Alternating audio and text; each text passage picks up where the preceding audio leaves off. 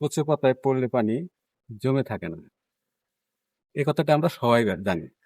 তো কেন জমে থাকে না? সেটা আসলে তো এই কচু পাতার উপরের ভাগ সাধারণত এই ওয়াক্স বা মোম জাতীয় পদার্থে গঠিত থাকে।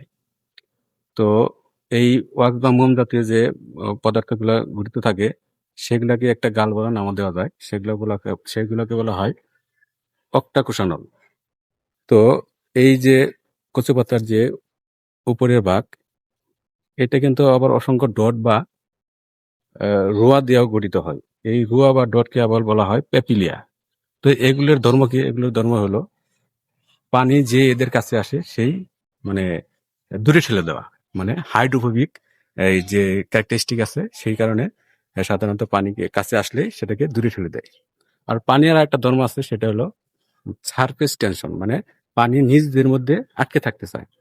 সাধারণত সেই কারণে পানি যদি এই কচু পাতার উপরে পড়ে, এই কচু পাতার যে এই হাইড্রোফোবিক যে ক্যারেক্টারিস্টিক আছে, রুয়া মোম জাতীয় যে স্ট্রাকচার, সেই কারণে সাধারণত পানিকে দূরে ফেলে দেয় এবং পানি নিজেদের সারফেস টেনশনের কারণে সেই পানিগুলো আবার গড়িয়ে মানে এই মাঝখানে জমা হয় অথবা নিচে পড়ে যায়।